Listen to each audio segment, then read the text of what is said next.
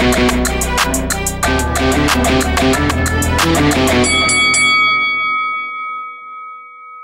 guys, welcome to Boxing Squared for boxing news and views from around the internet.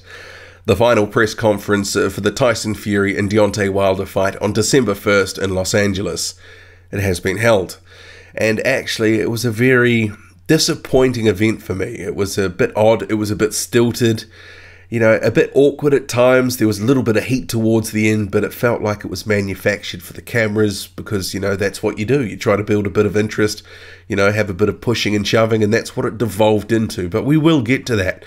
But overall, I don't think it was a great advert for the sport. And as soon as I finished watching it, I was kind of thinking, you know, what was that? Well, I mean, were they trying to attract people to the fight with it? It didn't really flow. If I was watching that as someone coming in for the first time, not really knowing boxing, I'm not sure I would have watched it for long because, you know, it wasn't that great of a watch. And I'm not sure if it will attract, you know, people to the event. I mean, it's part of the event schedule. You have the final press conference. So maybe some clips will wind up on TV, maybe the pushing and shoving at the end. But if you were thinking about watching that, you were a casual fan, you might have just got switched off from it. It wasn't a great advert. It was, you know, just a bit lackluster. And I just kind of thought, you know, a lot of it I was expecting. But I mean, maybe we have to consider there's already been 3 press conferences. There was a press tour, a month or so ago. Maybe we've heard all we can hear because most of it was the same sort of stuff. You'd heard it all before. I mean, Deontay Wilder spoke at length and it was all the same sort of stuff you've heard before. And not even just for this fight, but if you've heard him in the lead up to the Ortiz fight, the Stavern, the rematch, other fights as well, it was a lot of canned, sort of repeated, tired answers. A bit of woe is me from Deontay Wilder as well about his career, the obstacles that he's put up and all this sort of stuff. And actually, you know, I'm a little bit tired of hearing that sort of stuff. I mean, he's got to actually start talking like a guy that is just, instead of talking about all the stuff that hasn't happened in his career, he should be talking about what he will be doing, what he will be achieving. But there's this whole sort of element about, you know, when he talks at these events, dwelling on the past, and he talks about all of these obstacles that have had in his career and all that sort of stuff. But when you look at his career, if you really look at it, he's actually had a pretty well-matched career. He's, you know, been guided quite carefully, a lot of lead-in fights. He was well-matched prior to his championship reign, and obviously in his championship reign, the first 3 years, mostly overmatched opponents he was expected to beat. So I'm not sure what the obstacles are that he's really referring to. Sure, there was the Povetkin pullout, but, you know, apart from that, actually, you know, 2018's been a very good year for Deontay Wilder. I don't know why he's not talking that stuff up. 2018's been a great year for Deontay Wilder. His profile has been going through the roof, and obviously he beat Luis Ortiz, the hardest fight of his career, and surprise, surprise, the interest in Wilder goes up. Then obviously there's talk about Anthony Joshua and Wilder fighting. His profile increases again, and now he fights the lineal champion, and surprise, surprise, his profile goes up even again. But I think he just needs to have a think about what he's doing in some of these press conferences, because when he got up, started, and it was the preacher routine, and we've seen this before, and he likes to, you know, hold court, get up there, treat it like it's a pulpit, and preach to, you know, his sort of flock. But the thing is, it gets a little bit tired and a little bit old when it's the same sort of stuff we've heard before, especially when he's weaving in the woe is me routine. And there was a bit about Tyson Fury saying that Fury had basically had it easy, comes from a small country, it's easy to get big in a smaller country. But, you know, the United Kingdom, 65 million people, it's actually a pretty diverse country. It might be small in size, but that's a big population. You know, the country I come from, New Zealand, is 4 million people. So it's easy for someone like Joseph Parker, or easier for someone like Joseph Parker, if they're, you know, marketed well, to become a household name, and he has. Whereas some other guys who haven't been marketed as well, maybe not had some of the results, you know, because boxing's a fringe sport here, they're just, you know, no one knows who they are. So someone like Tyson Fury, in a country of 65 million people, to have the name that he has, he's actually done remarkably well. You know, it's not just, you know, as Deontay Wilder likes to think, you know, click your fingers and you're going to be, you know, a household name in somewhere like the United Kingdom. And perhaps he's reflecting some of the missed opportunities from his career, because Fury was, digging him into him at this event about a sort of straw poll that he'd done on the street, asking 50 people, do you know who Deontay Wilder is? And apparently 48 of them had no idea. 2 people who were boxing fans did know who Wilder was. So Fury was certainly rubbing that in Deontay Wilder's face. And, Wilder didn't like that.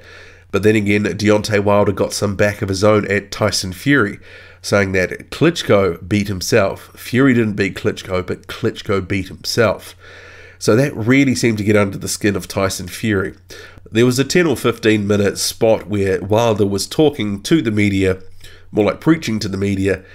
I think he's just got to evaluate what he wants to get across to people, because it was a little bit all over the place, but sort of doing the poor woe is me act, it actually doesn't really serve him well.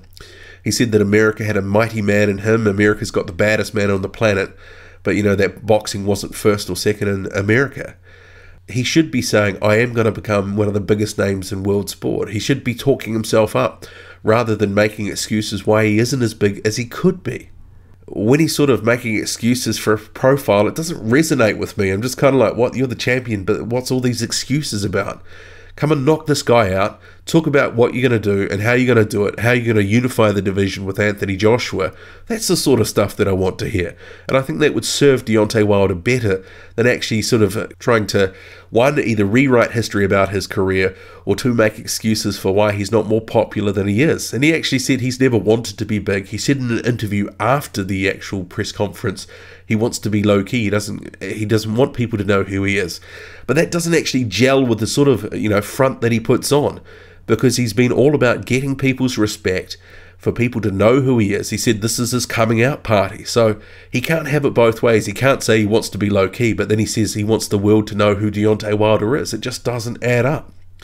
But he did say, I'll be damned if I let another man from another country come here to beat me. And then there was a question and answer session a little bit later on towards the end. Basically, Fury said, Wilder needs me. He's been champion for almost 4 years, 7 defences, but still unknown in his country.